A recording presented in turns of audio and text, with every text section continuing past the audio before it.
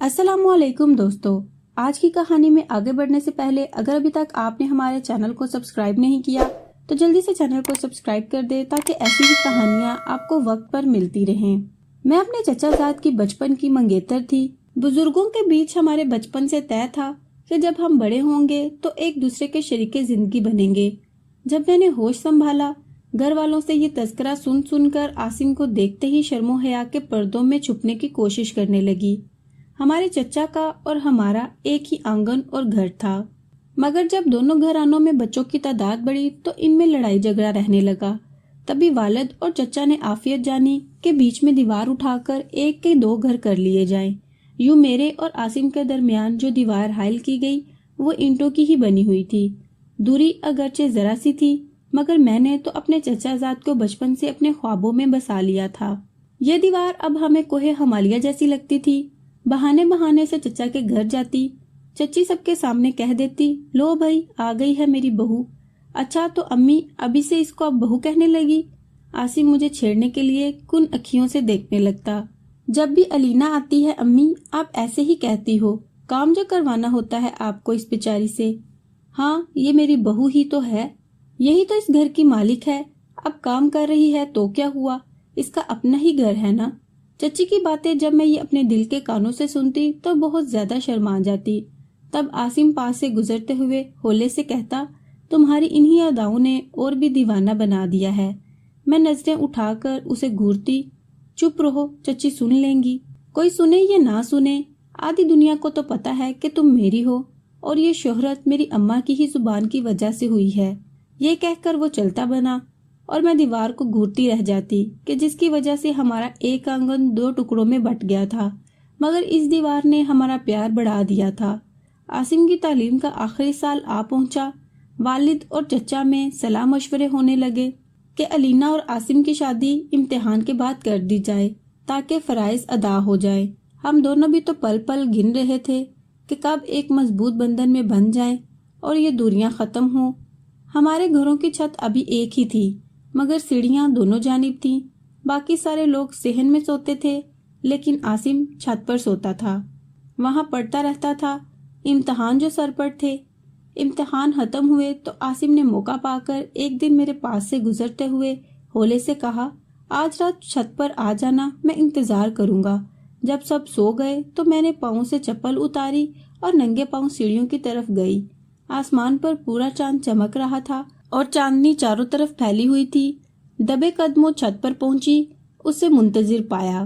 वो रात बातों में ही बीत गई, क्योंकि दीवार उठाए जाने के दिन से आज पहली बार इस तरह मिले थे कि हम ही हम थे और कोई दूसरा हमारे दरमियान मौजूद न था। वक्त गुजरने का एहसास भी न हुआ, यहाँ तक कि सुबह के आसार नमूदार हो गए। तभी अजान होने से पहले मैं नीचे उतर गई, एक और मुलाकात का वादा करके। उन मुलाकातों में कभी ऐसा ना हुआ कि हमने कुछ गलत सोचा हो। आसिम के दिल में मेरी इज्जत को घटाने का कोई इरादा न था, क्योंकि मैं ही इसकी इज्जत और अमानत थी। वो अपनी अमानत में खयानत का सोच भी नहीं सकता था।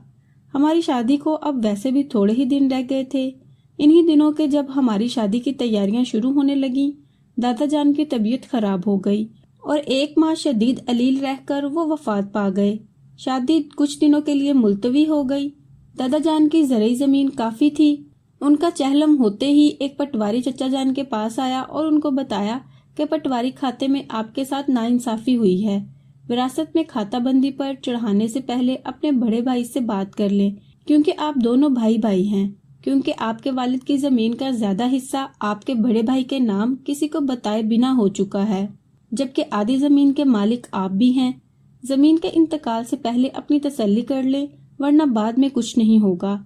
चचा ने बाबा से इस मामले में बात की तो बाबा ने कहा कि ये वालिद साहब खुद करके गए होंगे, मुझे इस बात का इल्म नहीं।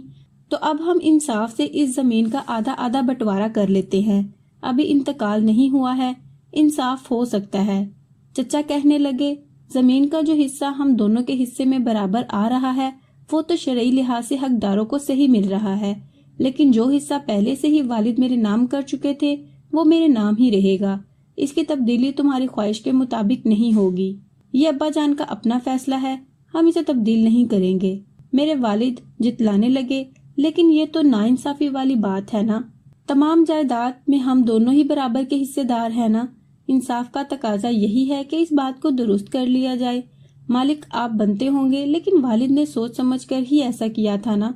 नाइंसाफी मैंने तो नहीं की तुम्हारे साथ, लेकिन बड़े भाई हैं तो ये नाइंसाफी ही है ना। तो अब हम इस मामले को सही कर लेते हैं। सही करने की बात कौन सी हुई भाई? वालिद ने शायद मेरे बच्चों की तादाद के हिसाब से मुझे ज्यादा जमीन दी होगी। देखो ना, तुम्हारे 3 बच्चे हैं जबकि मेरे 6 हैं। तुम्हारा इनमें एक बेटा है, जबकि मेरे हिस्से की जमीन मेरे 5 बेटों में बटेगी तो हर एक के हिस्से में क्या आएगा। तो इसीलिए वालिद साहब ने सोच समझकर बंटवारा किया होगा। मेरे अब्बू अपनी बात पर अड़ गए तो चचा अपनी बात पर। इस तरह हमारी बनी हुई बात जायदाद के बंटवारे पर बिगड़ गई और शादी का मामला खटाई में पड़ गया। भरी जहेज सब कुछ तैयार, मगर शादी की तारीख आगे ही आगे सिरकती ही जा रही थी। इधर मैं और आसिम जिस दिन के लिए घड़ियां गिन रहे थे, वो आगे ही आगे सिरकता जा रहा था। ऐसे में मोहब्बत में शिद्दत और जुदाई से तड़प पैदा होती है। अब छत पर सोने का मौसम नहीं था, फिर भी आसिम छत पर कंबल लेकर सोता था कि शायद मैं किसी दिन ऊपर आ जाऊं, मगर मैं काफी दिनों से ऊपर न जा सकी।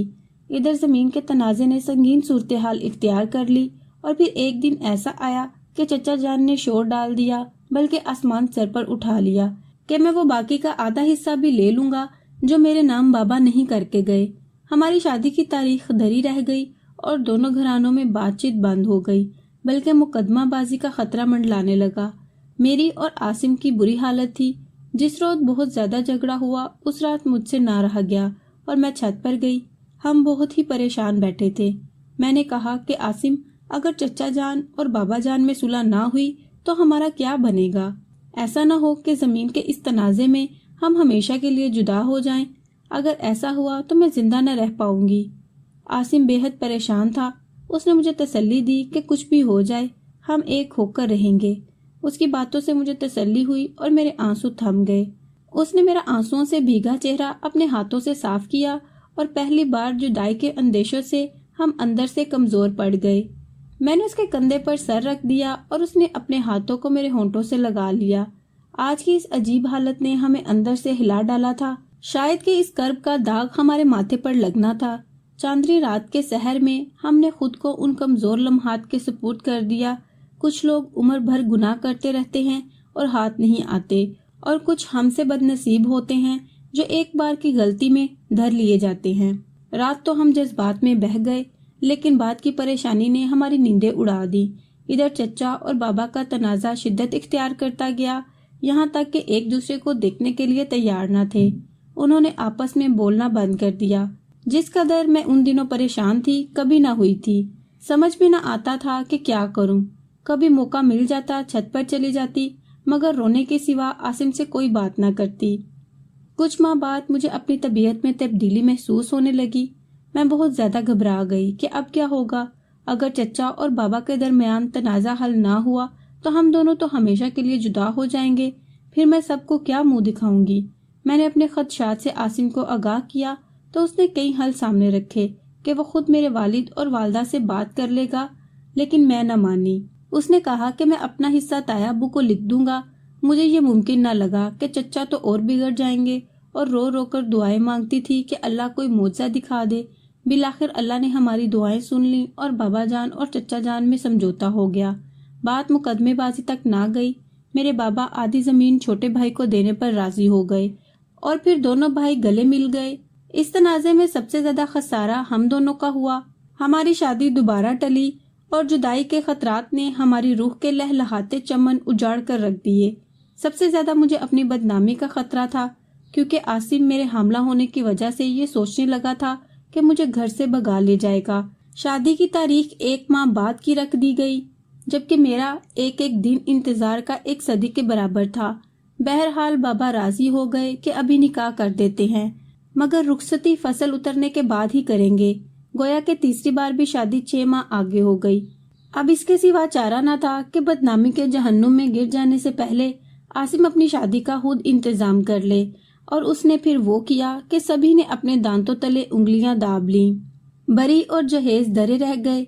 एक रोज वो मुझे जेवर दिलवाने के बहाने बाहर ले गया और वहां से ट्रेन पर बैठकर हम लाहौर से पिंडी और वहां से अगले रोज कोट जा पहुंचे। कोर्ट मैरिज के बाद 2 दिन मेरी रहकर लौटे तो चचा जान और बाबा जान को बिपरे हुए शेरों की तरह पाया। जो उन्होंने बुरा भला कहा हमने सह लिया। इस हरकत पर चचा जान ने हमें अलग घर में रहने का कहा। हमने चूं न की और अलग घर में शिफ्ट हो गए। साल भर हमें किसी ने मुंह न लगाया और ना ही बात की, जबकि इस दौरान मैं एक बेटे की माँ बन चुकी थी। एक रोज मेरी माँ ने पैगाम भेजा कि तुम्हारे बाबा जान बहुत बीमार हैं, देखने आ जाओ, वो तुमको याद करते हैं। मैं और आसिम डरते डरते गए। उस वक्त हमारा बेटा आसिम की गोद में था। बहरहाल हम दोनों ने उनके कदमों को चूमकर माफी मांगी। बुजुर्गों का दिल बड़ा होता है। उन्होंने माफ कर दिया तो वालदा ने चचा और चची को भी मना लिया कि अब्बू शदीद बीमार थे, इसलिए हर कोई उन्हीं का ख्याल कर रहा था। घर आकर मैंने अपने अब्बू के लिए दिल से दुआएं मांगी। अल्लाह ताला ने मेरी दुआ सुनी। आहिस्ता आहिस्ता मेरे अब्बू तंदुरुस्त हो गए। ताहम उनकी बीमारी ने हमारे रूठे हुए वालिदैन को हमसे मिलवा दिया। हमारे बेटे को अम्मी अब्बू चचा चची सब ने अपनी गोद में उठाकर प्यार किया और बहुत सारी दुआएं दी। शायद उन्हें अब हमारी कोर्ट मैरिज की वजह समझ आ गई थी। वालिदैन ने तो हमें माफ कर दिया था। अब अल्लाह से भी यही दुआ है कि हमारा अल्लाह भी हमें माफ कर देगा, क्योंकि वो ज़ात जो 70 माओं से भी ज्यादा प्यार करने वाली है और वो दिलों के अहवाल खूब जानता है। आखिर में दोस्तों, मैं आप सबको यही कहना चाहूंगी कि मंगेतर होने के बावजूद कोई भी खुद को कमजोर लम्हात के सपुर्द करने की कभी गलती ना करें, क्योंकि इंसान नहीं जानता कि अल्लाह ने नसीब में मिलना लिखा भी है या नहीं। ये ना हो कि जज्बात में बहकर आप अपनी जिंदगी को दागदार करके जहन्नुम में झोंक दें। मेरी यही दुआ है कि वालिदैन की रजा से ही बेटी अपने घर से रुखसत हो, वरना बाद की परेशानी जानलेवा होती है। क्या ख्याल है दोस्तों, सही कहा ना मैंने? तो दोस्तों, कैसी लगी आज की कहानी कमेंट बॉक्स में ज़रूर बताइएगा और मज़ीद ऐसी वीडियोस देखने के लिए मेरे चैनल को ज़रूर सब्सक्राइब करें और वीडियो पसंद आने की सूरत में इस वीडियो को लाइक करें और अपने तमाम दोस्तों के साथ शेयर करें।